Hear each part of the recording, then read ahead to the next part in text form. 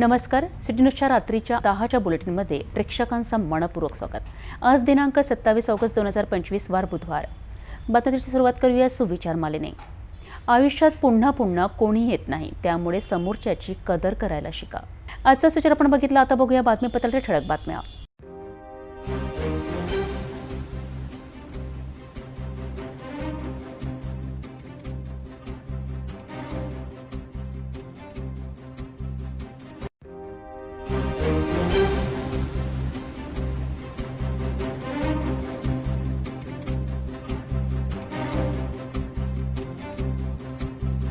ठळक बातम्या बघितल्या. आता घेऊया छोटासा ब्रेक. तपोवनपासून फक्त 1.5 किलोमीटर अंतरावर राधानगरी लेआउट लेक व्ह्यू प्लॉटसह मोजकेच प्लॉट शिल्लक. त्वरित संपर्क करा 9930706667 किंवा 7620433325 या क्रमांकावर. ब्रेकनंतर बघूया सविस्तर बातम्या. सुरुवातीला एक नजर टाकूया शहरातील गुन्हेगारी क्षेत्रातील घडामोडींवर.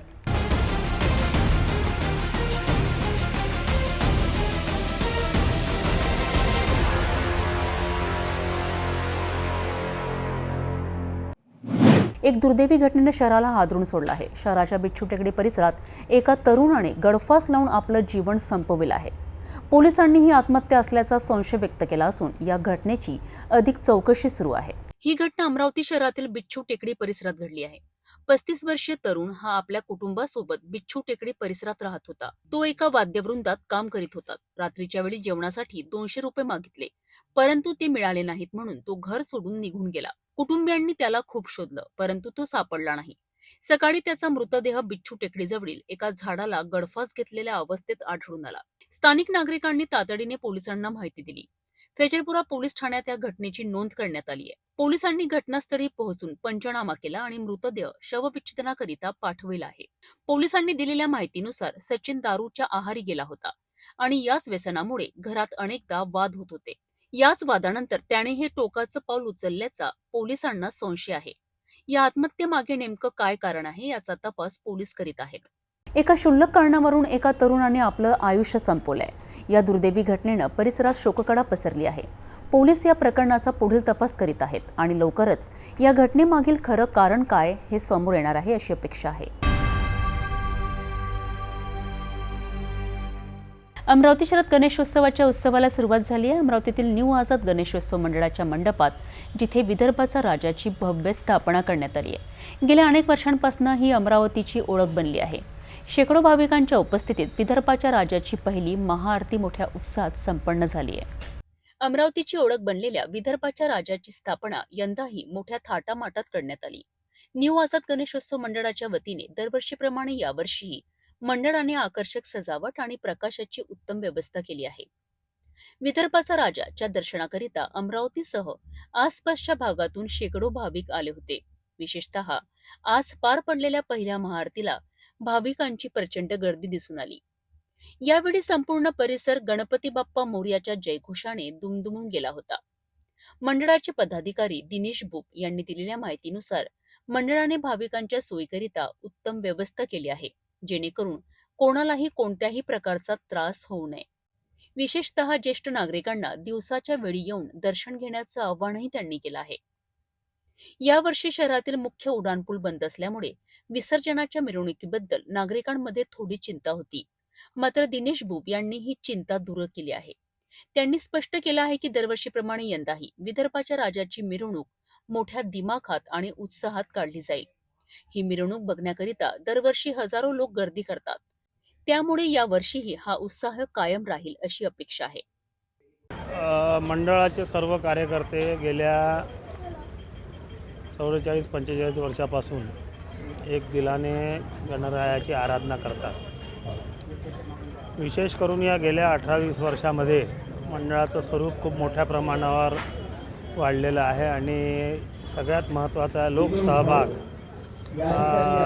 हा प्रचंड मोठ्या प्रमाणावर वाढलेला आहे. जसा जसा लोकसहभाग वाढला तशी तशी मंडळाच्या पदाधिकाऱ्यांवर कार्यकर्त्यांवर जबाबदारीसुद्धा वाढली आहे. म्हणून आम्ही लोकांच्या सोयीकरता जितकं चांगलं नियोजन करता येईल त्या हिशोबाने नियोजन करत आहोत. अगदी चढण्या उतरण्याच्या पायऱ्यांपासून तर कुठेही लोकांना ठेस लागू नये, गर्दी होऊ नये, चेंगराचेंगरी होऊ नये म्हणून ठिकठिकाणी आम्ही पब्लिक ॲड्रेस सिस्टीम लावलेली आहे, CCTV कॅमेरे लावलेले आहे, फायर एक्स्टिंग्विशरपासून तर सगळ्या सोयी आम्ही व्यवस्थित केलेल्या आहेत. आता यावर्षी एक नवीन विषय चर्चेला आलेला आहे की मिरवणूक कशी निघणार. त्या संदर्भात सुद्धा प्रशासनाशी आता यंदाच्या गणेशोत्सव मंडळाचे अध्यक्ष सन्माननीय अनिलभाऊ अग्रवाल हे आणि आम्ही सगळे मंडळी प्रशासनाच्या संपर्कात आहोत आणि प्रशासनाने सुद्धा सकारात्मक त्याच्यासाठी संदेश दिलेला आहे की लोकांनाची गैरसोय होणार नाही, कुठेही गालबोट लागणार नाही, चेंगराचेंगरी होणार नाही, असा सर्वसमावेशक असा मार्ग मिरवणुकीसाठी नव्याने आपण विचार करू. मी भाविकांना इतकंच आवाहन करतो की दिवसेंदिवस जे विदर्भाच्या राजाची लोकमान्यता लोकप्रियता वाढत आहे, शक्यतोवर दिवसाच्या सत्रामध्ये जर दर्शन घेतले तर त्यांचे दर्शन निवांतपणे होतील. वयोवृद्ध नागरिक, गरोदर महिला, काखेवर ज्यांच्या बाळ आहे अशा लोकांनी तर दिवसा येण्याला प्राधान्य द्यावं. मंडळाच्या वतीने जे बेड हिडन पेशंट आहे, ज्यांची इच्छा आहे बाप्पाचं दर्शन घ्यायची, त्यांच्याकरता सुद्धा सोय केली. मंडळाच्या कुठल्याही कार्यकर्ते संपर्क केला तर ते घरून ने-आण करण्याची सुद्धा व्यवस्था मंडळाच्या वतीने करून देऊ आम्ही. त्या व्यतिरिक्त मंडळाचं सामाजिक कार्य 12 महिने आणि 24 घंटे म्हणायलाही हरकत नाही अशा पद्धतीने अहर्निश सेवामय या भावनेतून सर्व करत आहोत आणि शिस्तीत आणि मस्तीत गणेशोत्सवामध्ये सहभाग घ्यावा एवढं अपील करतो. अमरावतीमधील गणेशोत्सवाचा हा उत्साह खरोखरच पाहण्यासारखा आहे. न्यू आझाद गणेशोत्सव मंडळाने विदर्भाचा राजाच्या दर्शनासाठी केलेल्या उत्तम व्यवस्थेमुळे भाविकही समाधानी आहेत. विदर्भाचा राजाच्या विसर्जनाची मिरवणूक कशी निघणार याबद्दलही मंडळाने स्पष्टता दिली आहे. त्यामुळे यावर्षीही मिरवणुकीचा पारंपरिक उत्साह कायम राहील यात शंका नाही.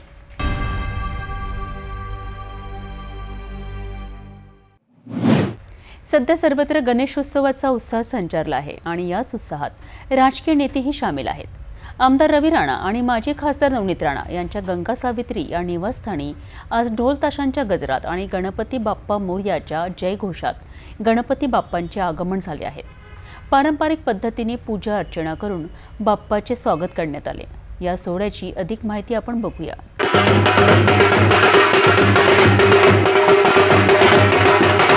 दुपारपासूनच आमदार रवी राणा यांच्या गंगा सावित्री निवासस्थानासमोर एक वेगळाच उत्साह पाहायला मिळत होता. ढोल ताशांचे सूर आणि गणपती बाप्पा मोरयाचा जयघोष वातावरणात भरून राहिला होता. याच जल्लोषात माजी खासदार नवनीत राणा यांनी आपल्या कुटुंबियांसोबत गणेश मूर्तीला घरात आणले. यावेळी नवनीत राणा यांनी स्वतः गणेश मूर्तींची मनोभावे पूजा अर्चा केली.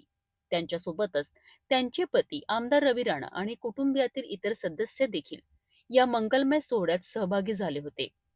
विशेषतः सुनील राणा यांनी पारंपरिक पद्धतीने गणेशजींची आरती करून सर्वांनाच मंत्रमुग्ध केलेत. गणेशोत्सवाच्या या आगमनाच्या वेळी युवा स्वाभिमान पक्षाचे अनेक कार्यकर्ते आणि पदाधिकारी मोठ्या संख्येने उपस्थित होते. त्यांनी देखील बाप्पाच्या आगमनाचा आनंद घेतला आणि जल्लोषात सहभाग घेतला. माजी खासदार नवनीत राणा यांनी यावेळी माध्यमांशी संवाद साधत संपूर्ण महाराष्ट्राला आणि देशवासियांना गणेश चतुर्थीच्या हार्दिक शुभेच्छा दिल्यात. गणेश उत्सवची पहिले तर आपल्या माध्यमातून सगळे भक्तांना मनापासून खूप खूप शुभेच्छा. गणराय सगळ्यांच्या जीवनामध्ये जेवढेही विघ्न आहेत सगळे हरतील एवढीच गणेश रायांची चरणी मी प्रार्थना करते आणि आपल्या सगळ्यांना गणेश उत्सवची खूप खूप शुभेच्छा. आणि सगळे याच उत्साहाने दरवर्षी आम्ही गेल्या 13-14 वर्षापासून आपले घरात स्थापना करतो आणि जिथे जिथे आम्ही जातो ते खूप उत्साह आपली पिढीमध्ये आणि आपली जी संस्कृती आहे ते सगळे जपण्याचा प्रयत्नही सुद्धा करतात आणि खूप उत्साहाने महाराष्ट्रामध्ये आणि प्रत्येक ठिकाणी अब्रॉडमध्ये सुद्धा जेव्हा आम्ही व्हिज्युअल पाहतो तर तिथेही सुद्धा एवढेच उत्साहाने गणेशरायाचं स्थापना होते आणि विसर्जन होते. मला वाटते की गणेशरायावर सगळ्यांचा एवढाच बिलीव आहे की सगळ्यांचे विघ्न हरतील आणि सगळ्यांना सुख समृद्धी ठेवतील. राज्यातला शेतकरी संकटात आहे, गायापुढे काय साखर असणार? मला वाटते की शेतकऱ्यांचे हिताकरिता, शेतकऱ्यांचे भविष्याकरिता आमची सरकार जे मेजॉरिटी आम्ही करू शकतो, कारण केंद्राकडनं आणि राज्याकडनं ते प्रत्येक गोष्टी करण्याचा पूर्ण आमचे मुख्यमंत्री आणि आमचे PM साहेब ते पूर्ण पाठपुरावा करत आहेत. तर मला वाटते की शेतकऱ्यांसोबत शेतकऱ्यांच्या हितासाठी ही सरकार नेहमी उभी आहे. राजकीय व्यस्तता असूनही रवी राणा आणि नवनीत राणा यांनी पारंपरिक पद्धतीने गणेशोत्सवाचा आनंद घेतला. सर्वसामान्य जनतेप्रमाणे तेही या उत्सवात सहभागी झालेत. अशाच प्रकारे महाराष्ट्राच्या कानाकोपऱ्यात गणेश चतुर्थीचा उत्साह पाहायला मिळत आहे. सिटी न्यूजच्या कार्यालयात आज गणेशोत्सवाचा जल्लोष पाहायला मिळालाय. भक्तिभाव, आनंद आणि उत्सवाचा संगम घडलाय. गणरायाच्या आगमनाने संपूर्ण कार्यालयात मंगलमय वातावरण निर्माण झालं आहे. सिटी न्यूजच्या कार्यालयात आज गणेशोत्सवाच्या शुभारंभानिमित्त गणपती बाप्पाचे स्वागत जल्लोषात करण्यात आले. विधिवत पूजा अर्चना करून बाप्पाची स्थापना करण्यात आली. या प्रसंगी सिटी न्यूज चॅनलचे प्रबंध संपादक डॉक्टर चंदू सोजतिया यांनी सपत्नीक गणेशाची स्थापना केली आहे. यावेळी सिटी न्यूजचे संपूर्ण कर्मचारी वर्ग उपस्थित होता. गणेश आरतीच्या मंगलध्वनींनी कार्यालयात भक्तिमय वातावरण निर्माण झालेत. पुढील 4 दिवस या मंगलमूर्तींची स्थापना राहणार आहे. या उत्सवाच्या निमित्ताने कर्मचाऱ्यांनी एकत्रित येऊन गणरायाचे स्वागत करत उत्साहाने बाप्पाचा जयघोष केला. सिटी न्यूज कार्यालयातील हा सोहळा श्रद्धा, एकजुटी आणि आनंदाचा प्रतीक आहे.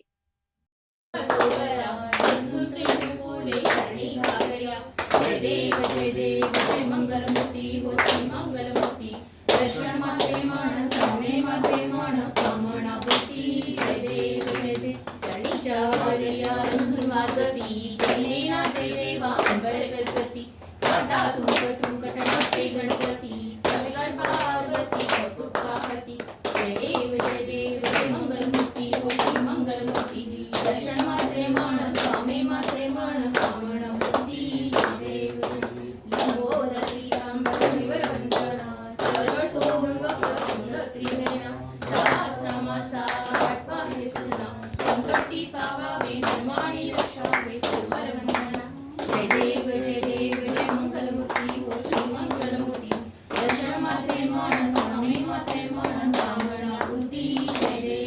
गणेशोत्सव केवळ धार्मिक उत्सव नसून एकात्मतेची, आनंदाची आणि संस्कृतीच्या जतनाचे प्रतीक आहे. सिटी न्यूजच्या कार्यालयात झालेली ही स्थापना प्रत्येक कर्मचाऱ्यासाठी प्रेरणादायी ठरली आहे.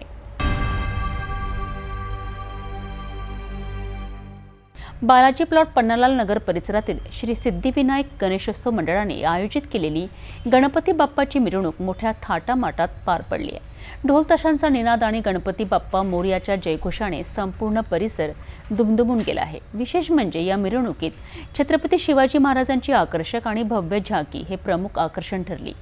शेकडो नागरिकांनी यात सहभागी होऊन बाप्पांच्या उत्सवाचा आनंद घेतला. श्री सिद्धिविनायक गणेशोत्सव मंडळाने आयोजित केलेला हा सोहळा केवळ एक मिरवणूक नव्हता, तर ती एक सामाजिक आणि सांस्कृतिक एकतेची अनुभूती होती. सकाळी सुरू झालेली ही शोभायात्रा बालाजी प्लॉट पन्नालाल नगरच्या प्रमुख रस्त्यावरून मार्गक्रमण करीत होती. प्रत्येक पावलागणिक उत्साह वाढला होता. ढोलताशांच्या गजरात तरुणाई मोठ्या उत्साहाने थिरकत होती. या मिरवणुकीतील सर्वात खास गोष्ट म्हणजे छत्रपती शिवाजी महाराजांची मनमोहक झाकी होती. शिवरायांच्या पराक्रमाचे दर्शन घडवणारी ही झाकी पाहण्याकरिता रस्त्याच्या दुतर्फा प्रचंड गर्दी जमली होती. अनेकांनी आपल्या मोबाईलमध्ये या क्षणाचे फोटो आणि व्हिडिओ काढले. या मिरवणुकीत सर्व वयोगटातील नागरिक सहभागी झाले होते.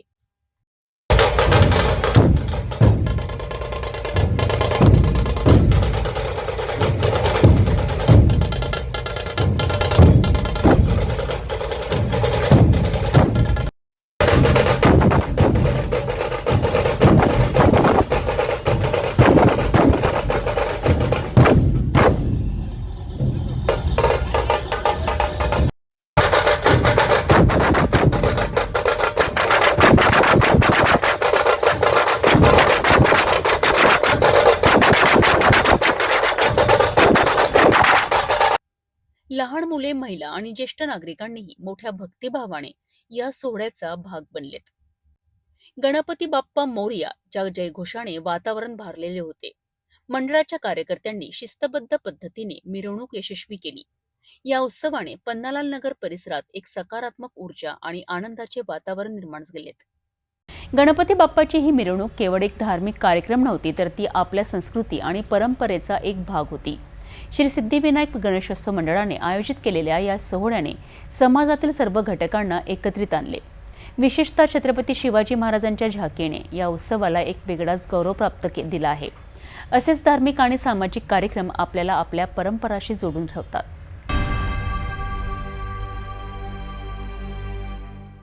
गणरायाच्या आगमनाने श्रीकृष्णपेठेत उत्साहाचा माहोल निर्माण झाला आहे. श्रीकृष्ण गणेशोत्सव मंडळाने आपल्या 66व्या वर्षात गणपती बाप्पांचे दिमागदार स्वागत केले. ढोल ताशांच्या गजरात, प्रकाशमय सजावट आणि पारंपरिकतेसोबतच आधुनिकतेची झलक पाहायला मिळाली आहे. अमरावतीच्या श्रीकृष्ण पेठेत गणपती बाप्पांच्या आगमनाचा सोहळा अत्यंत थाटामाटात साजरा करण्यात आला. श्रीकृष्ण गणेशोत्सव मंडळाने आपल्या 66व्या वर्षात भव्य स्वागताची परंपरा कायम ठेवली आहे. ढोल ताशांच्या निनादात पारंपरिक पोशाखांतील तरुण तरुणींनी बाप्पांचे स्वागत करत परिसरात भक्तिभाव आणि आनंदाचे वातावरण निर्माण केले. मंडळाच्या मंडपात आकर्षक विद्युत रोषणाई, सुंदर सजावट आणि सांस्कृतिक कार्यक्रमांची तयारी पूर्ण झाली असून यावर्षी विशेष सामाजिक आणि धार्मिक उपक्रमांचेही आयोजन करण्यात आले आहे. गणपती बाप्पांच्या आगमनानंतर श्रीकृष्ण पेठेत मोठ्या प्रमाणावर भाविकांची गर्दी होत असून नागरिकांमध्ये उत्साहाचे वातावरण आहे. या उत्सवात पारंपरिक वारसा जपतानाच आधुनिक तंत्रज्ञानाचा वापर करून सजावटीत नव्या कल्पनांची झलक पाहायला मिळत आहे. उत्सवाच्या या सुरुवातीने अमरावतीकरांसाठी आनंद आणि भक्तिभावाचा नवा पर्व सुरू झाला आहे. सादर नमस्कार. सिटी न्यूज चॅनलच्या सगळ्या दर्शकांना हार्दिक गणेशोत्सवाच्या हार्दिक शुभेच्छा. मी श्रीकृष्णपेठ गणेशोत्सव मंडळाचा सक्रिय कार्यकर्ता असून आपणास कळवण्यात इच्छित आहे की आमच्या इथे मागच्या वर्षी सृष्टीविनायक यांचं अवतरण पिंपळाच्या झाडात ऑटोमॅटिकली झालेलं आहे. तर यावर्षी आम्ही यांचे गणेशजींचे लहान भाऊ श्री कार्तिक स्वामी यांना त्यांच्या भेटीकरता इथे बोलवलेलं आहे, त्यांना आमंत्रित केलेलं आहे आणि ते आलेले आहे. आता त्यांची मिरवणूक काढलेली आहे आणि ते आता त्यांचा मिलन सोहळा 6:30 वाजता पार पडणार आहे. श्रीकृष्णपेठ अमरावतीमध्ये श्रीकृष्ण गणेशोत्सव मंडळ. श्रीकृष्ण पेठेतील हा उत्सव केवळ धार्मिक सोहळा नाही, तर सामाजिक ऐक्य, संस्कृती आणि परंपरेचं प्रतीक आहे. 66व्या वर्षीही हा उत्सव नवनवीन कल्पना, सांस्कृतिक कार्यक्रम आणि भक्तिभावाने उजळून निघाला आहे. भेटूया एका छोट्याशा विश्रांतीनंतर. शादी और ब्याह की शुरुआत आराधना साड़ी के साथ. Aradhana wholesale shopping mall, L2 बीझलँड कॉम्प्लेक्स, नांदगाव पेठ, अमरावती, जवाहर रोड, अमरावती. प्रवाशांच्या सुरक्षिततेसाठी आणि असामाजिक तत्वांना आळा घालण्याकरिता एक महत्त्वाची मागणी पुढे आली आहे. राज्य परिवहन महामंडळाच्या अमरावती विभागातील बडनेरा आगार क्रमांक 2 येथे चोरीच्या वाढत्या घटनांमुळे आणि असामाजिक तत्वांच्या वावरामुळे आंतरराष्ट्रीय मानवाधिकार न्यायिक सुरक्षा परिषद पुढे आली आहे. विभागीय नियंत्रण कार्यालय सादर केलेल्या निवेदनात बसस्थानकावर CCTV कॅमेरे बसवण्याची व सुरक्षा वाढवण्याची मागणी जोरदारपणे करण्यात आली आहे. राज्य परिवहन महामंडळाच्या अख्यातीर येथील बडनेरा ST बसस्थानक हे दररोज हजारो प्रवाशांचे ठिकाण आहे. ग्रामीण भागातील अनेक विद्यार्थी याच बसस्थानकावरनं प्रवास करतात. मात्र अलीकडील काळात येथे मोबाईल चोरी, मंगळसूत्र चोरी, बॅग लिफ्टिंग सारख्या घटनांमध्ये वाढ झाली आहे. पोलिसांच्या नोंदीत अशा अनेक घटना नोंदल्या गेल्या असून असामाजिक तत्वांचा वावरही वाढत असल्याचे दिसून येत आहे. विशेष म्हणजे अनेकदा विद्यार्थिनींना उशिरापर्यंत बस न मिळाल्याने बस स्थानकावर थांबावे लागते, ज्यामुळे सुरक्षेचा प्रश्न अधिक गंभीर होतो. नुकतीच पुण्यातील स्वारगेट बसस्थानकावर विद्यार्थिनीसोबत गैरप्रकार घडल्याची घटना सर्वश्रुत आहे. अशा घटना पुन्हा घडू नयेत म्हणून तपासासाठी पुरावे मिळावेत आणि प्रवाशांचे रक्षण व्हावेत या उद्देशाने CCTV कॅमेरे बसवण्याची मागणी विभागीय नियंत्रण अमरावती यांच्याकडे करण्यात आली आहे. या मागणीला आता राज्य परिवहन महामंडळ किती गांभीर्याने घेते आणि प्रत्यक्षात काय कारवाई होते याकडे अमरावतीकरांचे लक्ष लागले आहे. प्रवाशांची सुरक्षितता, विद्यार्थ्यांची काळजी आणि गुन्हे रोखण्यासाठी केलेली ही मागणी कितपत यशस्वी ठरते हे पाहणे आता महत्त्वाचे आहे. CCTV कॅमेरे बसवल्यास केवळ चोरीला आळा बसणार नाही तर तपासाची गतीही वाढेल.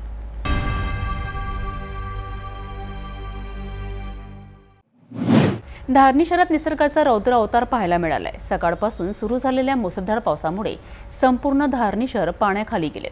नागरिकांचे दैनंदिन जीवन विस्कळीत झाले असून घरांच्या पायऱ्यांवर पाणी चढल्याने नागरिक त्रस्त झाले आहेत. नगरपंचायतच्या अपूर्ण नाल्यांमुळे ही समस्या अधिक गंभीर झाली आहे.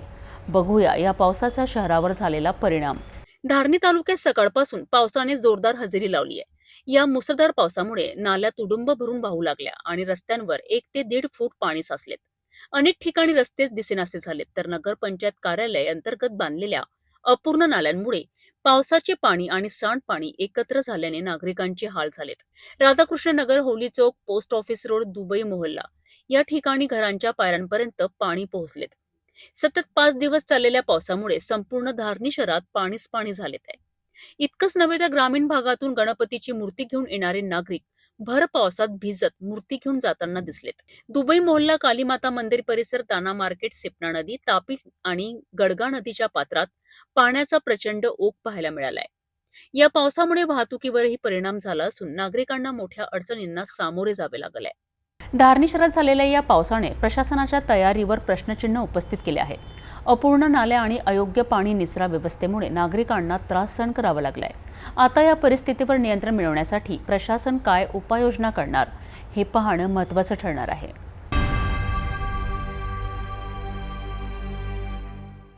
धारणी तालुक्यातील महिलांसाठी आध्यात्मिक उत्सवाचे महत्त्वाचे पर्व हरतालिका तीज काल मोठ्या आनंदाने साजरा करण्यात आले. दरवर्षीप्रमाणे यावर्षीही महिलांनी या व्रतीला पूर्ण भक्तिभावाने साजरा केलेत. गेल्या रात्रीपासून सुरू झालेल्या जागरणानंतर सकाळी सिपना नदी पात्रात महिलांनी पूजा करून हा उत्सव संपन्न केला. धारणी तालुक्यातील महिलांनी हरितालिका तीज साजरा करण्यासाठी मोठा उत्साह दाखविला. रात्रीपासूनच घराघरात महिलांनी जागरण करून धार्मिक गाणी आणि कथा वाचन करून पूजाची तयारी केली. सकाळी 6 वाजता सर्व महिलांनी एकत्रित येऊन सिपना नदी पात्रात हरितालिका तीज पूजन केलेत. या पूजेत महिलांनी पाण्याने स्नान करून नवरात्रीतील पारंपरिक विधी करून देवी स्मरण केलेत. स्थानिक स्त्रियांनी सांगितले की या तीजामुळे महिलांना कुटुंबातील सुख, शांती, आरोग्य आणि विवाह संबंधात यश प्राप्त होतो असे धार्मिक समज आहे. हरतालिका तीज हा महिलांचा सण असल्यामुळे स्त्रिया आपल्या कुटुंबासाठी आणि स्वतःसाठी प्रार्थना करतात. यावेळी त्यांनी पारंपरिक नृत्य, भजन आणि धार्मिक गीतांचेही आनंद घेतले. धारणी तालुक्यातील हरतालिका तीज व्रत मोठ्या भक्तिभावाने साजरे झालेत. महिलांनी रात्रीपासून जागरण करून सकाळी नदीत पूजन केलेत आणि सणाची पारंपरिकता जपली. सणाचा उत्सव आणि श्रद्धा पाहून स्थानिक लोकही आनंदित झालेत. तिवसा तालुक्यातील शेतकऱ्यांसाठी हा एक काळ अत्यंत कठीण ठरला आहे. 2 आठवड्यांपूर्वी अचानक झालेल्या अतिवृष्टी आणि हजारो हेक्टर जमीन खरडली गेली आहे आणि सोयाबीन, कपाशी, मूग, उडीद, तीळ यांसारखी महत्त्वाची पिकं पूर्णपणे नाश झाली आहे. अधिकारी व नेते आले, पाहून गेलेत, परंतु शेतकऱ्यांना प्रत्यक्ष मदत मिळाली का? तालुक्यातील अनेक अल्पभूधारक शेतकऱ्यांची शेती अतिवृष्टीमुळे पूर्णपणे नष्ट झाली आहे. नदीकाठच्या शेतांमध्ये पिकांचे मोठ्या प्रमाणावर नुकसान झाले आहे. सोयाबीन, कपाशी, मूग, उडीद, तीळ या पिकांना या प्रचंड पावसामुळे धक्का बसलाय. शेतकऱ्यांच्या हक्कांचे कष्ट, त्यांची अनेक वर्षांची मेहनत काही तासात निसर्गाने लुटून घेतली आहे. अधिकारी व नेते घटनास्थळी आलेत, पाहणी केलीत, वृत्तपत्रांमध्ये बातम्या आल्यात, परंतु शेतकऱ्यांना प्रत्यक्ष मदत मिळाली की नाही याबाबत शंका व्यक्त केली जात आहे. शेतकऱ्यांच्या मते नुकसान भरपाई प्रक्रियेतही अजूनही विलंब होत आहे. अल्पभूधारक शेतकऱ्यांसाठी ही परिस्थिती अत्यंत वेदनादायक आहे. काही शेतकऱ्यांचे म्हणणे आहे की सर्व अधिकारी सुरळीत सुरू असताना निसर्गाने अचानक आपले हल्ले केलेत. आमच्या मेहनतीला फाटा दिलाय. सरकारी अहवालानुसार काही शेतकऱ्यांना नुकसान भरपाई मिळणार आहे, परंतु ती फार कमी असून वास्तविक नुकसानाची भरपाई होण्यासाठी अनेक महिन्यांची प्रतीक्षा करावी लागेल. मी विश्वजित बाखडे, दापुरी खुर्द येथील रहिवासी. आमच्या गावामध्ये यावर्षी जे काही नैसर्गिक आपत्ती आली, जे काही पूर परिस्थिती, भयावह अशा परिस्थितीची पूर आमच्या गावामध्ये गेले, यामध्ये 250 ते 300 एकर जमीन गावातील शेतकऱ्यांची अक्षरशः पुरानं खरडून गेली. त्यामध्ये पीक हाती नाही, ना पिकाचं उत्पन्न हाती नाही, शेतकऱ्याचा पैसा हाती नाही, ना शेतकऱ्यानं लावलेला पैसा पण हातात नाही. यामध्ये अशी भयावह परिस्थिती निर्माण झाली का तो आत्महत्या करावं की आणखी काय करावं त्या शेतकऱ्यापुढे खूप मोठा पेच पडला. शासनानं पीक विमा नावानं आमची जी फसवणूक केली त्याचप्रमाणे निसर्गानं सुद्धा यावेळेस आमच्याकडे पाठ फिरवली. अशा परिस्थितीत शेतकऱ्यांना बघाव तरी कोणाकडे? बैल पोळ्याच्या दिवशी अक्षरशः शेतकरी आत्महत्या करायला निघतो. त्याने पहिले आपल्या पत्नीचे, आपल्या लक्ष्मीचे दागिने गहाण करून शेती उभी केली. कृषी सेवा केंद्राचे बिल थकीत ठेवले. अशा याच्यात निसर्गानं त्याची साथ सोडली, राज्यकर्त्यांना त्याची साथ सोडली आणि नंतर शेवटी त्याच्याकडे एकच उपाय उरला, आत्महत्या करून. पण आत्महत्या करून तो काय करून? आम्ही गावातल्या काही युवकांनी यामध्ये ज्यांच्यावर अशी परिस्थिती आली त्यांचे सांत्वन करण्याचा प्रयत्न केला. परंतु आम्हाला या न्यूज चॅनलच्या माध्यमाने एक तुम्हाला सांगायचं असं आहे की शासनाने कमीत कमी आचारसंहितेच्या काळातच जशी आमच्याकडे पदाधिकारी जसे लक्ष ठेवते तशी शेतकरी म्हणून आमचं जगणं मान्य करा. आम्ही सुद्धा माणसं आहे, आम्हाला सुद्धा मुलं बाळं आहे. आमच्याकडे लक्ष द्या. आमच्या शेतीचं जे नुकसान झालं याची भरपाई करायची प्रयत्न करा. 2 आठवड्यापूर्वी नैसर्गिक आपत्ती आली आणि यामध्ये लाखो रुपयाचं नुकसान झालं. शेतकऱ्यांची शेती अक्षरशः खरडून निघालेली आहेत. आपण सध्या तिवसा तालुक्यातील दापुरी या गावामध्ये शेतकऱ्यांच्या थेट शेताच्या बांध्यावर आलो आहोत. तिथे पिकाची काय अवस्था आहे आपण थेट बांध्यावर पाहून घेऊया. हे बघा, कपाशी या दादांनी 2 एकरामध्ये लावलेली आहेत. अत्यंत पाण्यानं खरडून निघालेली आहेत आणि पिकाची काय अवस्था हे झालेली आहे हे आपण स्वतः पाहू शकता. लाखो रुपयाचं शेतकऱ्यांचं नुकसान झालेलं आहे. यात शेतकऱ्यांचं मोठं नुकसान झालेलं आहे. या गावातील काही शेतकरी माझ्यासोबत आहेत. तर दादा, किती रुपयाचं नुकसान झालं, काय अपेक्षा आहेत आणि काय सांगाल शासनाला? जवळपास 60-70-80 हजाराचं नुकसान झालेलं आहे. गेल्या 2 आठवड्यापूर्वीपासून म्हणजे आमच्या गावामधून पूर गेला आहे मोठ्या प्रमाणात. तर त्याच्यामुळं खूप नुकसान झालं. तर आम्हाला काही तात्काळ मदत व्हावी ही आमची शासनाकडे विनंती आहे. नक्कीच लाखो रुपयाचं नुकसान झालेलं आहे आणि शासनाकडून काही मदतीची शेतकऱ्यांची अपेक्षा आहेत. दादा, किती एकर तुमचं शेत आहेत आणि काय सांगाल? माझं शेती माझ्याकडे 2 एकर आहे आणि मी लागवड केलेली शेती आहे 7 एकर. त्याच्यामध्ये सोयाबीन पेरलेलं आहे आणि ते पूर्ण असे गेल्या 2 आठवड्यापासून पाऊस चालू आहे. असे पुरं गेले आतापर्यंत 5 ते 6 आणि त्या सोयाबीनला असं खर्च केला आतापर्यंत. कर्ज बाजार घेऊन शासनाचं कर्ज घेतलेलं आहे. पुन्हा आता ते दुसरं SKSचं कर्ज काढून त्या पिकाला आतापर्यंत लावलं. आता ते आशाने असं का पूर्ण ते खर्च निघून जाईल, निघणार नाही अशी आशा आहे. म्हणजे ते सोयाबीनला असं फळ बनून नाही राहिलं अधिकही. त्यासाठी शासनानं काहीतरी आम्हाला मदत द्यावी अशी तात्काळ एवढी विनंती आहे. आणि कर्जमाफी व्हावी किंवा नाही तर आमचं एवढं कर्ज भरू शकणार नाही आम्ही. पण कायच्या भरोशावर भरणार आहे. पण एवढीच माझी विनंती आहे की आम्हाला काहीतरी मदत मिळावी. नक्कीच आपण पाहिलं तर या नैसर्गिक आपत्तीनं लाखो शेतकऱ्यांचं नुकसान झालेलं आहे. शेती अक्षरशः रखडून निघालेली आहेत. राजकीय नेते, पदाधिकारी, शासकीय अधिकारी शेतीच्या थेट बांधापर्यंत आलेत.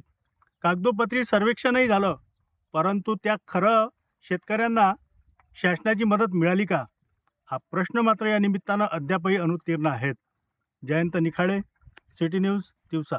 अशा परिस्थितीत शेतकऱ्यांना तातडीची आर्थिक मदत आणि शासनाच्या धोरणांची प्रभावी अंमलबजावणी आवश्यक आहे. अतिवृष्टीमुळे झालेले नुकसान भरून काढण्याकरिता शासनाने कृतिशील भूमिका घ्यावी लागेल. नागपूर शहरातील गुन्हे शाखा युनिट क्रमांक 5 ने केलेल्या एका धडाकेबाज कारवाईने पुन्हा एकदा गुन्हेगारांच्या कमरेत धसका निर्माण केला आहे. खापरखेडा पोलीस ठाण्याच्या हद्दीत 2 वेगवेगळ्या ठिकाणी केलेल्या या कारवाईत पोलिसांनी 2 कुख्यात गुन्हेगारांना अटक केली असून त्यांच्या ताब्यातून 2 अग्निशस्त्र, 7 जिवंत काडतुसे, दुचाकी व 4 चाकी वाहने आणि मोबाईल फोनसह तब्बल 4,57,000 रुपयांचा मुद्देमाल जप्त करण्यात आला आहे.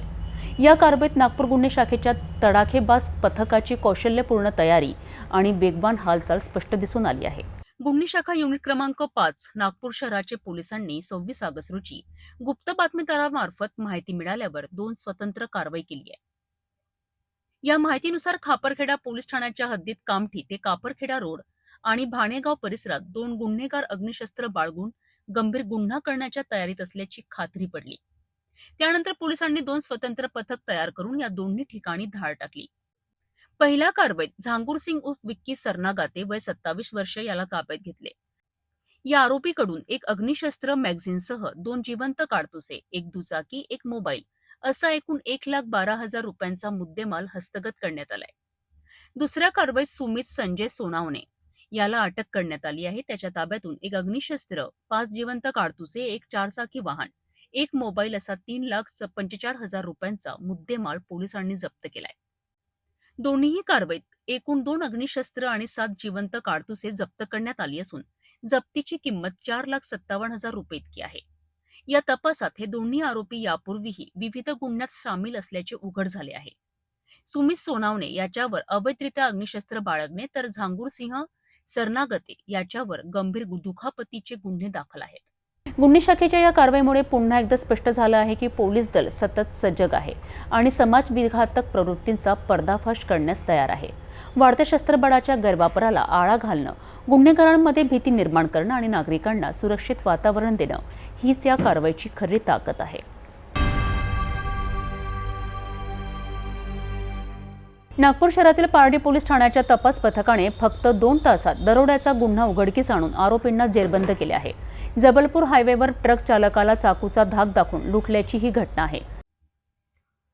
24 ऑगस्ट 2025 रोजी दुपारी 12:30 वाजता झारखंड येथील ट्रक चालक बिरेंद्र छत्रू यादव मुंबईहून सिलीगुडकडे माल घेऊन जात असताना पारडी नागपूर जबलपूर हायवेवर ट्रक थांबवून बाथरूमसाठी खाली उतरले. याच वेळी 6 आरोपींनी त्याला घेरले आणि चाकूचा धाक दाखवत जेवढे पैसे आहेत ते दे, नाहीतर जीव गमावशील अशी धमकी देत जबरदस्तीने 7,000 रुपये लुटले. या घटनेवरून पारडी पोलीस ठाण्यात अपराध क्रमांक 524/2025 कलम 310/2 भारतीय न्याय संहितेनुसार गुन्हा दाखल झाला आहे. पोलिसांनी तात्काळ सीसीटीव्ही फुटेज तपासले, तांत्रिक माहितीचा आधार घेतला आणि गुप्त बातमीदाराच्या मदतीने आरोपींचा शोध घेतला. फक्त 2 तासातच तपास पथकाने बेलत्रोडी हद्दीत सापळा रचून आरोपींना ताब्यात घेतले. चौकशीत आरोपींनी गुन्ह्याची कबुली दिली. वीरेंद्र यादव वय 36 वर्ष, राहणार झारखंड. तो मुंबईवरून सिलीगुडीला माल घेऊन जात होता. तर जबलपूर हायवे आमच्या पारडीच्या हद्दीत, तिथे त्याला 4 लोकांनी थांबवलं आणि गड्यावर चाकू लावून त्याला म्हटलं की जो भी माल आहे वो निकाल, असं म्हणून त्याला दमदाटी दिली आणि त्याच्याकडनं पैसे हिसकावले आणि त्याला मारहाण केली. त्यानंतर मग फिर्यादी आमच्याकडे आला. फिर्यादीने आल्यानंतर आम्ही सगळे आपल्या एरियातले इतर पोलिसांचे जवळपास 80 कॅमेरे आम्ही सर्च आऊट केले आणि तांत्रिक बाबीचा उपयोग करून त्याचप्रमाणे आम्ही CCTV फुटेज पण चेक केले आणि गुप्त बातमीद्वारे आम्ही इतकी माहिती काढल्या की ते आरोपी इथे बेलतरोडी जे पोलीस स्टेशन आहे त्या हायवेवर आहेत असं आम्हाला माहीत पडलं. तर लगेच जाऊन आमच्या DB स्टाफ आणि संपूर्ण टीमनी जाऊन त्या आरोपींना आपल्या ताब्यात घेतले. आरोपी जवळपास 4 आहेत. त्यामध्ये 2 आरोपी अकोल्याचे राहणार आहेत, 2 भंडाऱ्याचे आहेत. आरोपी क्रमांक 1 शकील खान, हसन खान, आसिफ अली, गुलाम परवेज, आसिफ हुसेन हे आरोपी आहेत. आरोपी अटक आहेत. आरोपींच्या PCR घेण्यात आलेला आहे. त्याचप्रमाणे गुन्ह्यात वापरलेली जे 2 गाड्या आहेत, ॲव्हेंजर अनसाईन गाड्या आणि त्यांचे मोबाईल, असे एकूण 2,31,000चा मुद्देमाल जप्त करण्यात आलेला आहे. फक्त 2 तासात आरोपींना गजाआड करून पारडी पोलिसांनी पुन्हा एकदा गुन्हेगारीवर वचक निर्माण केला आहे. तांत्रिक तपास, CCTVचा उपयोग आणि पथकाची मेहनत या प्रकरणात महत्त्वाची ठरली आहे. 2 आरोपींचा शोध सुरू असून तपास पुढे सुरू आहे. नागपूर जिल्ह्यातील पारशिवनी तालुक्यातील सरोदी टोळी येथे शेतीच्या वादातून एका 42 वर्षीय व्यक्तीचा जीव धोक्यात गेला आहे. कारने धडक देऊन तलवारीने प्राणघातक हल्ला करणाऱ्या आरोपीला पोलिसांनी अटक केली असून शस्त्र आणि वाहन जप्त करण्यात आले आहेत. पाहूया या प्रकरणाचा सविस्तर. नागपूर जिल्ह्यातील पारशिवनी पोलीस ठाण्याअंतर्गत येणाऱ्या सरोदी टोळी गावात मंगळवारी संध्याकाळी हा धक्कादायक प्रकार घडलाय. मृत व्यक्ती हे 42 वर्षीय लालू एकनाथ आहेत. त्यांचा आरोपी लालू भोयर यांच्याशी शेतीतील नाली आणि इतर कारणांवरून वाद सुरू होता. मंगळवारी सकाळी सुमारे 5 वाजता आरोपीने मृताच्या दुचाकीला आपल्या कारने जोरदार धडक दिली. इतक्यावरच न थांबता आरोपीने पारशिवनी ग्रामीण रुग्णालयासमोर तलवारीने मृतावर हल्ला केला. गंभीर जखमी अवस्थेत लालू एकनाथ यांना पारशिवनी ग्रामीण रुग्णालयात दाखल करण्यात आले. मात्र प्रकृती गंभीर असल्यामुळे त्यांना नागपूरमधील एका खासगी रुग्णालयात हलविण्यात आले. तेथे उपचारादरम्यान त्यांचा मृत्यू झाला. या प्रकरणात पारशिवनी पोलिसांनी तात्काळ कारवाई करत आरोपीला अटक केली असून हत्येसाठी वापरलेली कार आणि तलवार जप्त केली आहे. पुढील तपास पारशिवनी पोलीस करीत आहेत. शेतीच्या वादातून इतक्या मोठ्या प्रमाणात हिंसक घटना घडणे ही चिंतेची बाब आहे. आरोपीला अटक झाली असली तरी एका कुटुंबाचा करता व्यक्ती गमावला गेला आहे. पोलिसांनी कठोर तपास करून न्याय मिळवून देण्याची मागणी स्थानिकांकडून होत आहे. भंडारा जिल्ह्यातील लाखांदूर तालुक्यातील आसोला येथील महसूल कार्यालय धोकादायक स्थितीत आहे. पावसाळ्याच्या दिवसात तलाठी कार्यालयाच्या जीर्ण इमारतीमुळे अधिकारीच नव्हे तर महत्त्वाची कागदपत्रेही धोक्यात आली आहे. भंडारा जिल्ह्यातील खालंदूर तालुक्यातील असोला येथील तलाठी कार्यालय अक्षरशः मोडकटीस आले आहे. इमारतीचे खिडक्या दरवाजे तुटलेले असून काचा फुटलेल्या आहेत. पावसाळा सुरू झाल्यामुळे गळतीची समस्या अधिकच वाढली आहे. पावसाचे पाणी कार्यालयात शिरत असल्याने पंखे, संगणक आणि महत्वाची कागदोपत्रे भिजतात. महसूल अधिकारी या धोकादायक इमारतीमध्ये कामकाज करीत आहेत. रोजच्या या पावसामुळे गळती होत असल्याने कुठल्याही क्षणी अपघात होण्याची शक्यता आहे. कर्मचारी आणि नागरिक दोघांच्याही जीवाला धोका निर्माण झाला आहे. नागरिक आणि महसूल कर्मचारी यांची संबंधित अधिकाऱ्यांना वारंवार विनंती करूनही अद्यापही इमारतीच्या दुरुस्तीकडे लक्ष दिले गेले नाहीत. अधिकारी विचारतात, साहेब तलाठी कार्यालयाकडे लक्ष देण्यासाठी मुहूर्त केव्हा मिळणार? ही जीर्ण इमारत कधी कोसळेल आणि जीवितहानी होईल असा प्रश्न सध्या सगळ्यांच्याच मनात आहे. नागरिकांनी तात्काळ दुरुस्ती किंवा नवीन इमारतीची मागणी केली आहे. आता प्रशासन तात्काळ या प्रकरणात लक्ष घालणार का हा मोठा प्रश्न आहे. तर आपल्या तलाठी कार्यालयाची खूपच दुरवस्था झालेली आहे आणि जे खिडक्या वगैरे आहेत त्या पूर्ण तुटक्या अवस्थेत आहेत, तर दरवाजाही तुटक्या अवस्थेत आहे. काय सांगाल? हे पावसाच्या गळतीमुळे हे जीर्ण झालेल्या अवस्थेत आहे आणि याची दुरुस्ती व्हायला पाहिजे किंवा नवीनीकरण व्हायला पाहिजे. या संदर्भात वरिष्ठांची काही चर्चा वगैरे किंवा पत्रव्यवहार केले आहात? होय, आमची मागणी हीच आहे की त्वरित याची नूतनीकरण किंवा दुरुस्ती व्हायला पाहिजे. महसूल कार्यालय म्हणजे नागरिकांच्या दैनंदिन कामकाजाचे केंद्र, परंतु अशा धोकादायक इमारतीत अधिकारी आणि कागदपत्रे दोन्ही धोकादायक आहे. प्रशासनाने याकडे तातडीने लक्ष देऊन हा प्रश्न सोडवावा अशी अपेक्षा आहे. अकोट तालुक्यातील पुनर्वसित केलपाणी गावात आज एक धक्कादायक घटना घडली आहे. वन्यजीवाच्या सतत वाढणाऱ्या हालचालींनी आता गावकऱ्यांचे आयुष्य धोक्यात आले आहे. एका तरुण मजुरावर अस्वलाने अचानक हल्ला करून त्याला गंभीर जखमी केलेत. यामुळे स्थानिक रहिवाशांमध्ये भीतीचं वातावरण पसरलं असून वनविभागाच्या भूमिकेवर प्रश्नचिन्ह उपस्थित केले जात आहे. अकोट तालुक्यातील पुनर्वसित केलपाणी गावात गोविंदा जयराम धांडेकर नावाचा 32 वर्षीय मजूर रस्त्याने घरी जात असताना अचानक अस्वलीच्या हल्ल्याचा बळी ठरला. गोविंदा याची आर्थिक परिस्थिती अतिशय हालाकीची असून राहायला व्यवस्थित घर सुद्धा नाही. या हल्ल्यात तो गंभीर जखमी झाला असून स्थानिकांनी तात्काळ त्याला अकोट ग्रामीण रुग्णालयात उपचारासाठी पोहोचविले. गावकऱ्यांच्या मते या परिसरात वन्य प्राण्यांचे हल्ले सतत होत आहेत. मजूर, शेतकरी आणि वन कामगार यांच्यावर वारंवार हल्ले होऊन जखमी व मृत्यूच्या घटना घडल्या आहेत. वनविभागाच्या दक्षतेअभावी गावकऱ्यांमध्ये भीतीचं वातावरण निर्माण झालं आहे. गावकऱ्यांनी वनविभागाकडे वारंवार मागणी केली आहे की अशा घटनांवर नियंत्रण आणावे आणि नागरिकांच्या प्राणांचे तसेच मालमत्तेचे संरक्षण करावे. या हल्ल्याची माहिती पोलीस पाटील बाळू धांडे यांनी तात्काळ वन विभागाला दिली आणि अधिकारी घटनास्थळी धाव घेऊन चौकशी सुरू केली. गावकऱ्यांचा इशारा आहे की जर हल्ले तात्काळ थांबले नाहीत तर आदिवासी समाजातर्फ मोठे जनआंदोलन उभारण्यात येणार आहे. शासन केवळ कागदोपत्री आश्वासने देत आहेत, पण प्रत्यक्षात कोणतीही ठोस उपाययोजना होत नाही अशी ग्रामस्थांची नाराजी आहे. वन्यजीवांनी आतापर्यंत आदिवासीवर बरेचसे हल्ले केलेले आहेत. राज्य सरकार हे फक्त जनावराचीच प्रोटेक्शन देते व इथं आसपास राहणाऱ्या लोकांना काहीच प्रोटेक्शन देत नाही. मला असं म्हणायचं आहे की शासनाला माणूस जरुरी आहे की वन्य प्राणी जरुरी आहे, तरीही आदिवासींचे जीवन हे वाऱ्यावरच आहे. शासन आदिवासीविषयी तर खूपच बोलते, परंतु काहीही आदिवासीविषयी काही करत नाही. बस. मी केलपाणीच्या रुखमाबाई जयराम दांडेकर गोविंदाची आई आहे.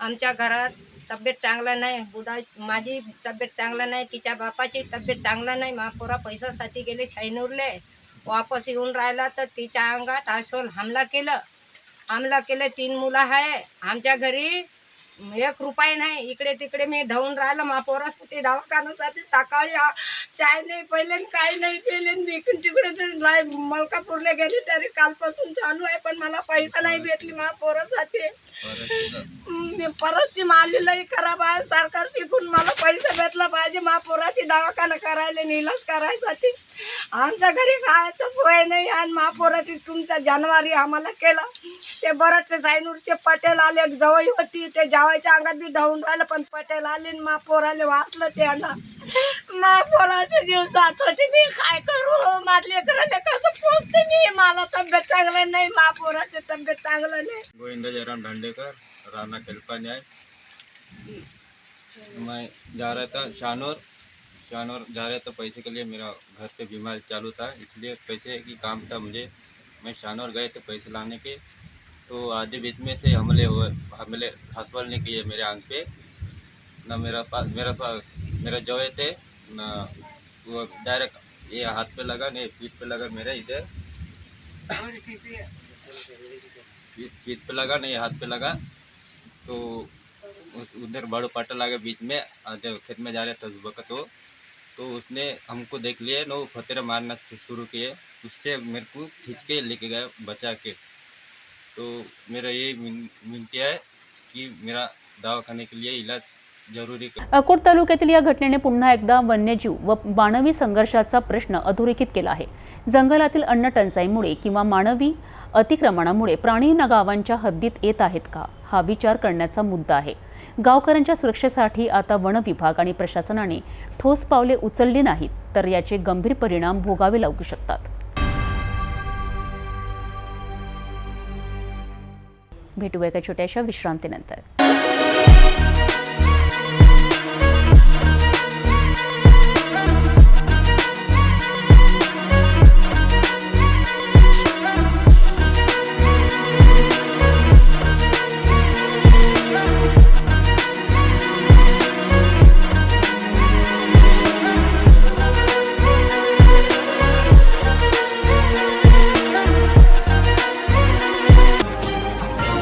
महाराष्ट्रभर गणेशोत्सवाची धूम आहे। यवतमाळ जिल्ह्याचे पालकमंत्री आणि राज्याचे मंत्री संजय राठोड यांच्या निवासस्थानी उत्साहपूर्ण वातावरण पाहायला मिळाले। ढोल ताशांच्या गजरात बाप्पांचे स्वागत झाले तर विधिवत पूजा अर्चा करून गणरायाची प्रतिष्ठापना करण्यात आली। यवतमाळचे पालकमंत्री संजय राठोड यांच्या निवासस्थानी गणेशोत्सवाचे जल्लोष पाहायला मिळाले। घराच्या परिसरात रंगीत सजावट केली होती तर ढोल ताशांच्या तालावर बाप्पाचे आगमन करण्यात आले। विधिवत पूजा अर्चनेनंतर राठोड यांनी सहपरिवार गणरायाची आरती केली। यावेळी राठोड यांनी विशेष प्रार्थना केली की यवतमाळ जिल्ह्यातील दुष्काळग्रस्त शेतकऱ्यांना आणि नागरिकांना सुख समृद्धी लाभावी। उपस्थितांनी उत्साहात बाप्पाचे स्वागत केले तर गणरायाच्या आगमनाने संपूर्ण परिसर आनंदाने न्हालेला होता। या कार्यक्रमात पालक, सामाजिक नेते आणि स्थानिक नागरिक उपस्थित होते। संजय राठोड यांनी उपस्थितांना संदेश दिला आहे की गणेशोत्सवाचा हा उत्सव केवळ आनंदासाठीच नाही तर आपल्या एकत्रित येऊन समाजासाठी काम करण्याची प्रेरणा देतो।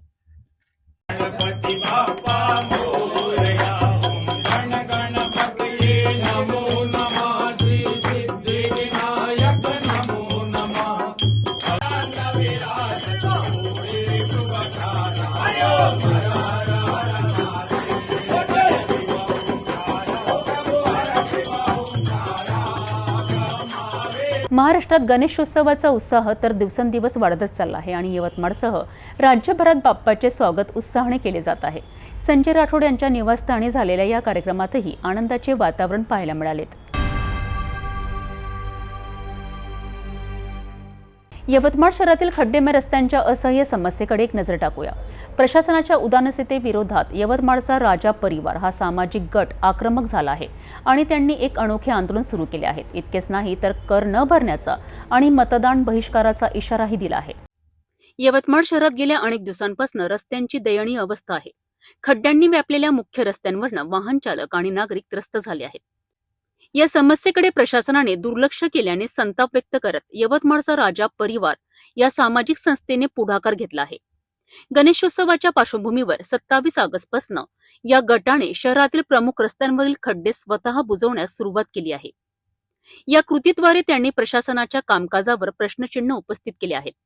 यवतमाळचा राजा परिवार गेल्या 62 वर्षांपासून विविध सामाजिक उपक्रमांसाठी ओळखला जातोय. कोरोना काळात त्यांनी अन्नदान, रुग्णसेवा, वस्त्रदान, रक्तदान यांसारख्या महत्त्वपूर्ण उपक्रमांची यशस्वी अंमलबजावणी केली होती. मात्र शहराला खड्ड्यांचे शहर अशी ओळख मिळाल्यामुळे त्यांनी या मुद्द्यावर आंदोलनाचा मार्ग स्वीकारला आहे. या आंदोलनाद्वारे त्यांनी प्रशासनाचा तीव्र निषेध नोंदविला आहे आणि स्पष्ट इशारा दिला आहे की जर रस्त्यांची दुरुस्ती तातडीने झाली नाही तर कर भरण्यास नकार दिला जाईल आणि पुढील निवडणुकांमध्ये मतदान बहिष्कार केला जाईल. स्थानिक नागरिकांच्या समस्या प्रशासनांपर्यंत पोहोचवण्याचा हा प्रयत्न कितपत यशस्वी होईल हे पाहणे महत्त्वाचे ठरणार आहे. यवतमाळच्या खड्डेमय रस्त्यांविरोधातील हे आंदोलन नागरिकांच्या अस्वस्थतेचे प्रतीक आहे. आता बघायचे आहे की प्रशासन या इशाऱ्याकडे गांभीर्याने पाहते का. आरोग्य यंत्रणेवर संकटाचे सावट. राष्ट्रीय आरोग्य अभियानांतर्गत कार्यरत कर्मचाऱ्यांनी आपल्या प्रलंबित मागण्यांकरिता बेमुदत कामबंद आंदोलनाचा मार्ग स्वीकारला आहे.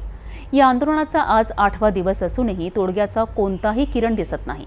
या आंदोलनामुळे राज्यातील आरोग्य सेवा कोलमडून पडल्या आहेत. राष्ट्रीय आरोग्य अभियानांतर्गत राज्यभरात हजारो कर्मचारी कार्यरत आहेत. या कर्मचाऱ्यांनी 1.5 वर्षांपासून आपल्या मागण्यांकडे सरकारने दुर्लक्ष केल्याचा आरोप केला आहे. राज्य सरकारने 14 मार्च 2024 रोजी या कर्मचाऱ्यांच्या नियमित समायोजनाचा निर्णय घेतला होता. मात्र या निर्णयाची अंमलबजावणी अद्याप झालेली नाही. यामुळे कर्मचाऱ्यांमध्ये संताप उसळला असून त्यांनी बेमुदत कामबंद आंदोलन सुरू केले आहे. 8 दिवसांपासून सुरू असलेल्या या आंदोलनामुळे ग्रामीण आणि शहरी आरोग्य केंद्रांमध्ये रुग्णांची गैरसोय वाढली आहे. उपचारासाठी आलेले रुग्ण परत जात आहेत. लसीकरण, माता बालक सेवा आणि आपत्कालीन सेवा यावर थेट परिणाम होत आहे. आरोग्य यंत्रणा ठप्प झाल्याने नागरिक त्रस्त झाले आहेत. आंदोलनकर्त्यांचा ठाम इशारा आहे की मागण्यांची तात्काळ पूर्तता न झाल्यास ते आंदोलन अधिक तीव्र करतील. सरकारकडून अद्याप कोणतीही ठोस भूमिका न घेतल्याने परिस्थिती गंभीर होत चालली आहे. सरकारने आम्हाला मागच्या वर्षी एक GR दिला होता. आमची मागणी एकच आहे की सरकारने जो GR काढला 10 वर्षे पूर्ण झालेल्या व्यक्तींना सरसकट समावेशन, आमची ही प्रमुख मागणी आम्ही या संप त्यासाठीच केलेला आहे की सरकारने त्यांचा जो GR आहे त्या GR त्यांनी पूर्ण करावा आणि ज्या लोकांना 10 वर्ष पूर्ण झालेले नाही आहेत अशा लोकांसाठी वेतनवाढ, त्यानंतर विमा कवच आणि नियमित कर्मचाऱ्यांना जे काही नियम लागू होतात, सुट्ट्यांचे आहे, त्यानंतर ग्रॅज्युटी आहे, EPF आहे, हे सर्व सरकारने आमच्या कर्मचाऱ्यांना लागू करावं. ही आमची एक प्रमुख मागणी या ठिकाणी आम्ही ही प्रमुख मागणी घेऊन आमचा हा संप चालू आहे. सरकारने जर आमच्या मागण्यावर अजून जर काही विचार केला नाही तर पुढच्या हप्त्यापासून आम्ही ठरवलेलं आहे की आमचं हे जे आंदोलन आहे आम्ही हे अजून तीव्र करणार आहोत. कंत्राटी कर्मचारी संघटनेचं हे आम्ही समायोजनाकरता आंदोलन उभारलेलं आहे. यामध्ये पूर्ण महाराष्ट्रातून जवळपास 32 ते 35 हजार कर्मचारी आहेत.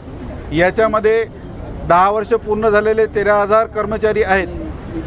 मागच्या शासनाने दिनांक 14 मार्च 2024 रोजी 10 वर्ष पूर्ण झालेल्या कर्मचाऱ्यांना शासना सेवेत समायोजन करण्याकरता GR काढला आहे. परंतु सदर GRची अंमलबजावणी 18 महिने पूर्ण झाले असूनसुद्धा अद्यापपर्यंत शासनाने पूर्ण केलेली नाही.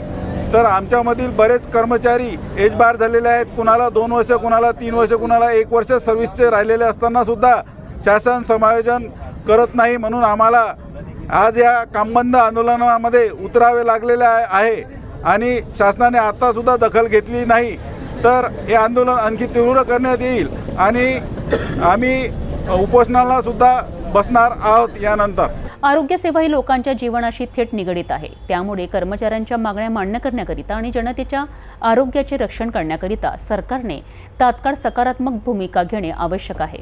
आता पाहावे लागेल की सरकार आणि कर्मचारी यांच्यात तोडगा कधी आणि कसा निघतो.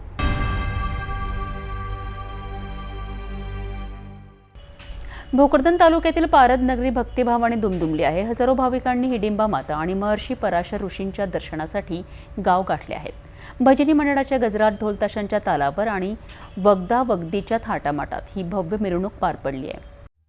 भोकरदन तालुक्यातील पारद गावात शनिवारपासून सुरू झालेल्या हिडिंबा यात्रेला भक्तांचा उत्स्फूर्त प्रतिसाद मिळालाय. दुपारी 1 वाजता गावातील जयस्तंभ चौकातून हिडिंबा मातेसह महर्षी पराशर ऋषींच्या प्रतिमांची भव्य मिरवणूक निघाली.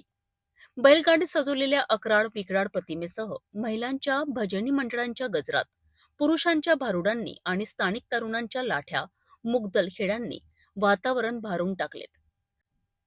मार्गावर महिलांनी अंगणात रंगीत रांगोळ्या काढून पाहुण्यांचे स्वागत केलेत. यात्रेकरूंना पाणी व चहाची व्यवस्था नवभारत युवा प्रतिष्ठानने केली आहे, तर नटराज युवा प्रतिष्ठानने ढोल ताशांच्या गजरात शोभा वाढवली. गावात लग्न होऊन बाहेर निघालेल्या मुलींपासून ते नोकरीसाठी दूर गेलेले चाकरमानीही या सोहळ्यात सहभागी झालेत. मराठवाडा, विदर्भ, खानदेश आणि वऱ्हाडातून हजारो भाविक येथे जमले होते. या मिरवणुकीत सर्वात पुढे महर्षी पराशर ऋषींची पालखी, त्यानंतर वगदा वगदी आणि शेवटी हिडिंबा मातेसह भव्य बैलगाडीने सजवलेली प्रतिमा होती. शेवटी रायगोड नदीकाठी मिरवणुकीचा समारोप झाला. या भव्य सोहळ्याचे श्रेय कोथलकर, पायघन, तेलंगरे, बेराड, डोईफोडे, तबडे, उखरडे यांसारख्या गावातील अनेक कार्यकर्त्यांना जाते. यात्रेत कोणताही अनुशासन भंग होऊ नये याकरिता पारत पोलीस ठाण्याचे सहपोलीस निरीक्षक माने यांनी कडक बंदोबस्त ठेवला.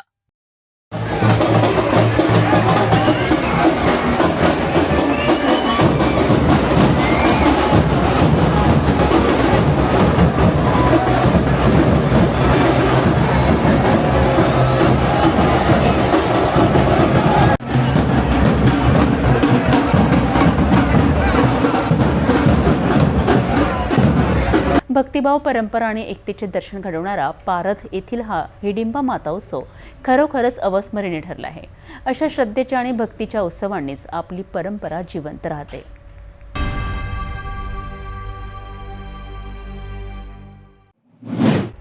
सणांचा ऋतू सुरू झाला आणि गणेशोत्सवाच्या पावन वातावरणात राज्यातील गणेश मंडळांसाठी एक मोठी आनंदाची बातमी आली आहे. जालना महानगरपालिकेने गणेशोत्सव मंडळाकडून आकारण्यात आलेल्या सेवा शुल्कच्या आदेशाला आता माघार देण्यात आली आहे. हे शक्य झाले आहे राज्याचे उपमुख्यमंत्री एकनाथ शिंदे आणि माजी मंत्री आमदार अर्जुनराव खोतकर यांच्या हस्तक्षेपामुळे. हिंदू धर्माची परंपरा जपणाऱ्या, संस्कृती टिकवणाऱ्या या सार्वजनिक गणेशोत्सवांना कर आकारणी हा अन्यायकारक निर्णय असल्याचं ठासून सांगत खोतकरांनी हा मुद्दा राज्य सरकारपुढे मांडलाय आणि शेवटी त्यांना यश मिळालंय. या निर्णयाने राज्यातील हजारो गणेशोत्सव मंडळांना दिलासा मिळाला आहे.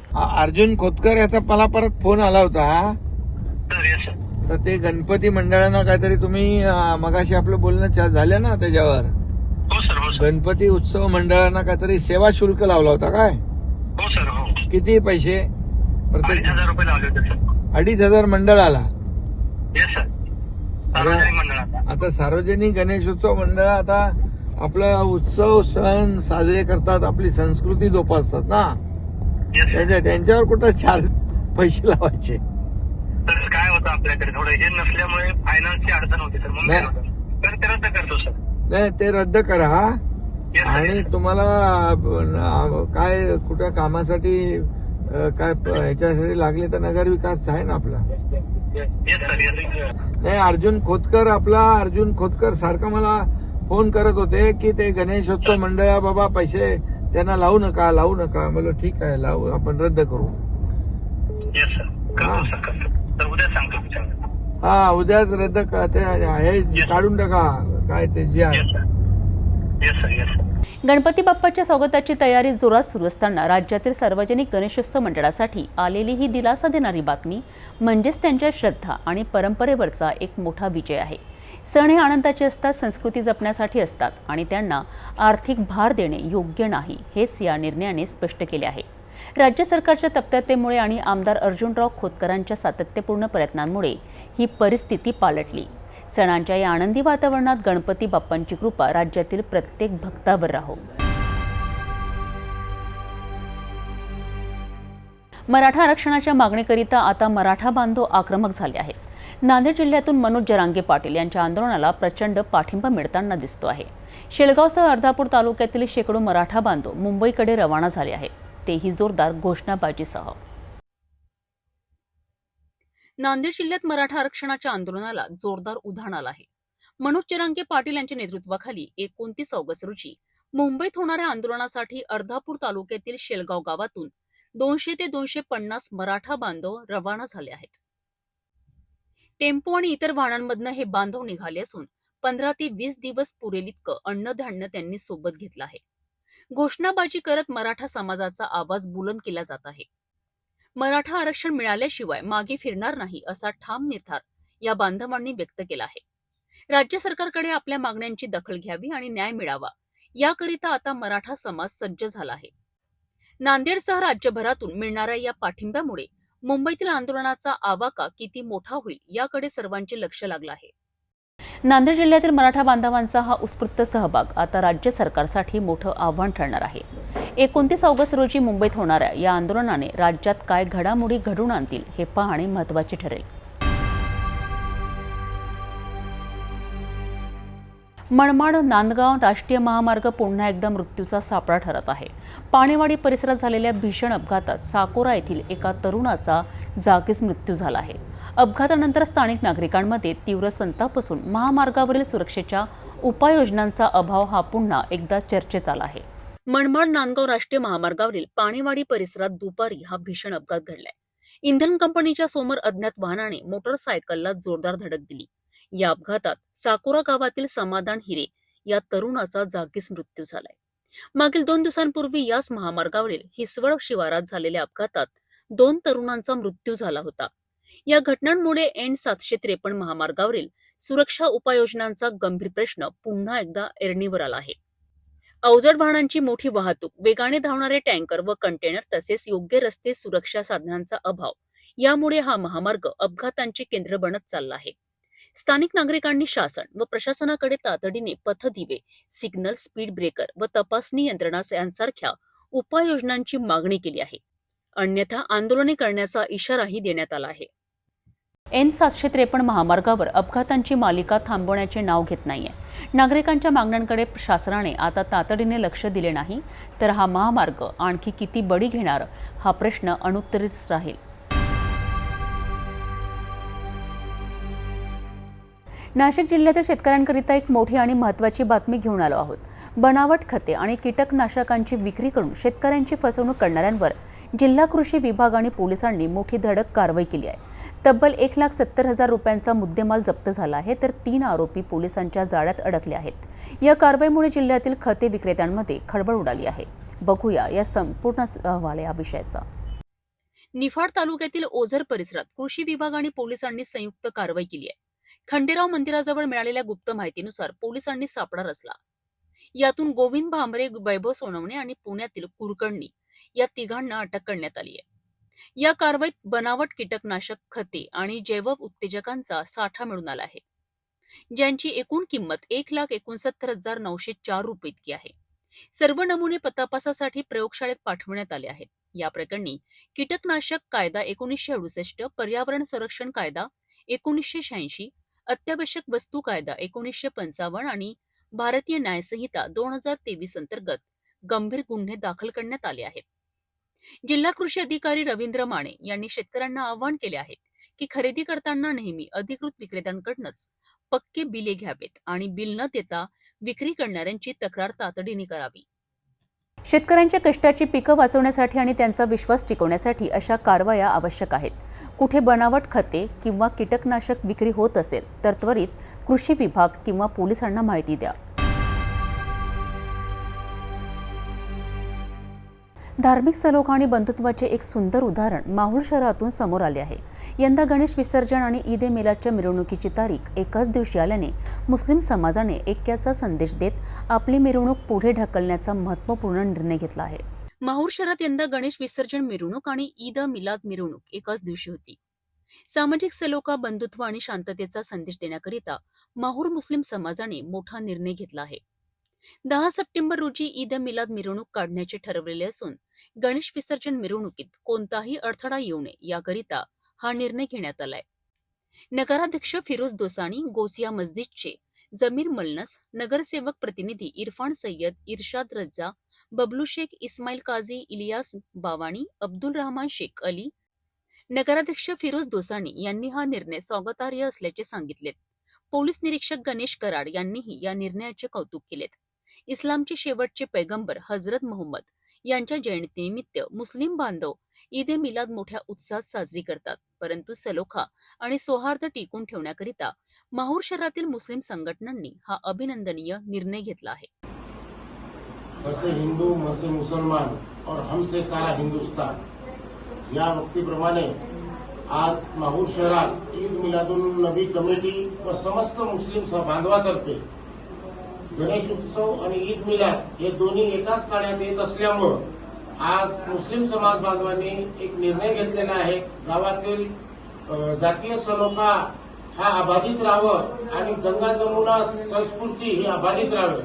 फुले शाहू आंबेडकर विचारधारेचा असलेला महाराष्ट्रात आपण सर्व एकजुटीने मिळून भावनिक वातावरण आणि सर्वात हिंदू मुस्लिम समभावाचं वातावरण टिकून ठेवा या अनुषंगाने माहूर शहरातील सर्व मुस्लिम समाजातर्फे 5 तारखेला असलेली ईद मिलादुन नबी हा उत्सव आम्ही 10 तारखेला करण्याचा ठरवलेला आहे.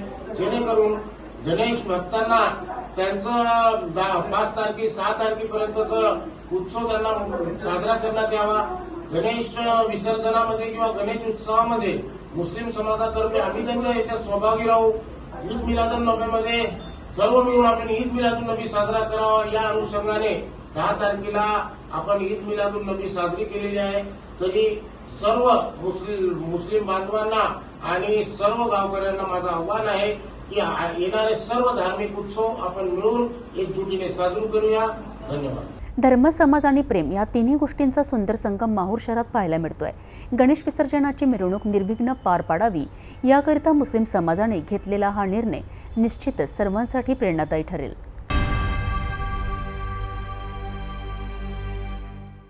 गडचिरोलीच्या घनदाट जंगलात पुन्हा एकदा गोळीबाराची रणांगण. गडचिरोली नारायणपूर सीमेवर पोलिसांच्या C-60 जवानांनी आणि SRPFच्या पथकांनी मोठी कारवाई केली आहे. तब्बल 8 तास चाललेल्या भीषण चकमकीत 4 जहाल माओवादी ठार पडले आहेत. या ऑपरेशनमुळे परिसरातील माओवादी हालचालींवर मोठा आघात झाला आहे. गडचिरोली नारायणपूर सीमेवरील कोपरशी जंगल परिसरात माओवादी दबा धरून असल्याची विश्वासार्ह माहिती पोलिसांना मिळाली होती. अप्पर पोलीस अधीक्षक अभियान M. रमेश यांच्या नेतृत्वाखाली 19 C-60 पथके आणि 2 SRPF QAT पथके रवाना झालीत. 2 दिवस चाललेल्या शोध मोहिमेनंतर सकाळी पोलीस पथक जंगलात पोहोचले. त्याचवेळी माओवाद्यांनी अचानक अंधाधुंद गोळीबार सुरू केला. जवानांनीही जोरदार प्रत्युत्तर दिलेत. सुमारे 8 तास चाललेल्या या चकमकीत 4 जहाल माओवादी ठार झालेत. यात 1 पुरुष आणि 3 महिला माओवादींचा समावेश आहे. घटनास्थळावरून पोलिसांनी 1 SLR रायफल, 2 इसान्स रायफल आणि 1 303 रायफल जप्त केली आहे. या कारवाईनंतर उर्वरित माओवाद्यांचा शोध घेण्याकरिता पोलिसांचे अभियान सुरूच आहे. हा हल्ला गडचिरोली विभागातील गट्टा दलम आणि कंपनी क्रमांक 10 यांच्याशी संबंधित असल्याचा प्राथमिक अंदाज आहे. परिसरात अजूनही सतर्कता वाढवण्यात आली आहे. गडचिरोलीतील माओवादी हालचालींवर कात्री लावणाऱ्या या कारवाईनंतर सुरक्षा दलांचा आत्मविश्वास अधिक वाढला आहे. पोलिसांचे माओवादी विरोधी अभियान आता निर्णायक टप्प्यावर आहे. येत्या काही दिवसात अजूनही मोठ्या कारवाया होण्याची शक्यता आहे.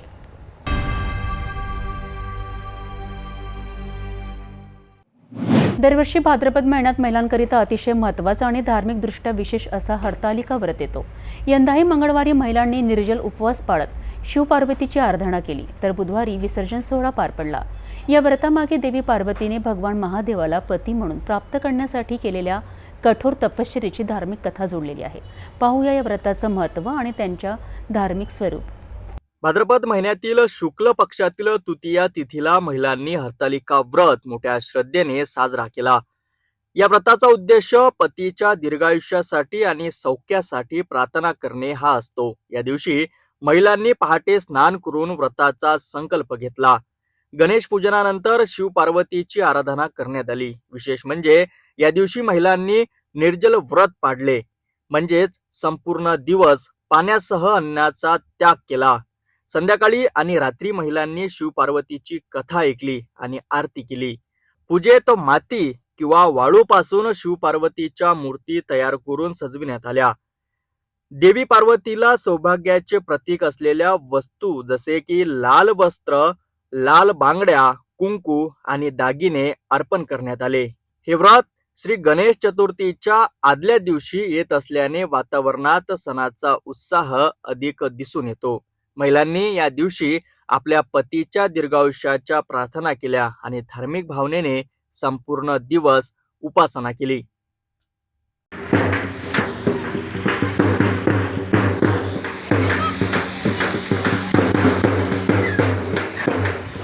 श्रद्धा, समर्पण आणि सौंदर्याचा संगम असलेला हरतालिका व्रत प्रत्येक सुवासिनीच्या आयुष्यातील एक खास दिवस असतो.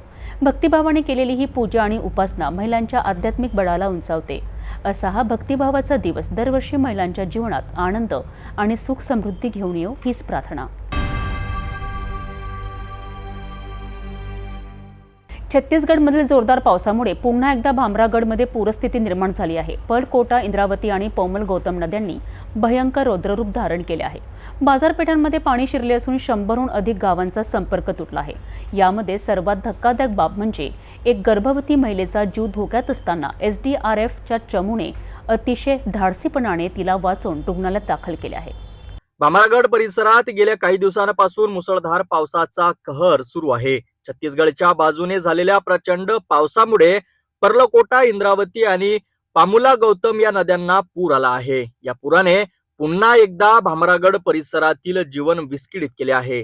रविवारी रात्रीपासून सुरू झालेल्या मुसळधार पावसामुळे पर्लकोटाचे पाणी मुख्य बाजारपेठात घुसले असून 30 ते 35 दुकानांमध्ये पाणी शिरल्याची नोंद आहे. व्यापाऱ्यांनी रात्रीच पुराची चाहूल लागल्याने आपले सामान सुरक्षित स्थळी हलविले. या पुरामुळे हिंदेवाडा गावातील एक गंभीर घटना समोर आली आहे.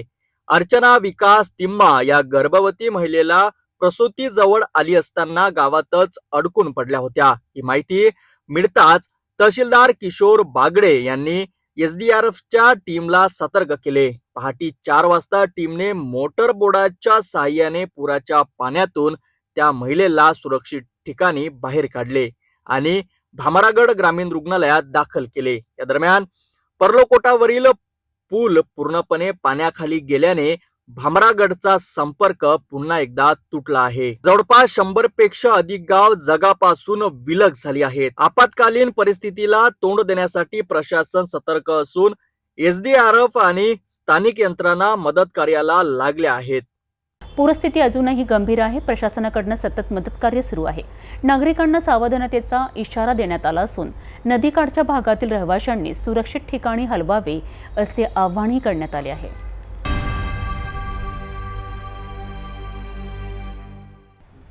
जाता जाता पुन्हा एकदाच्या ठळक बातम्या.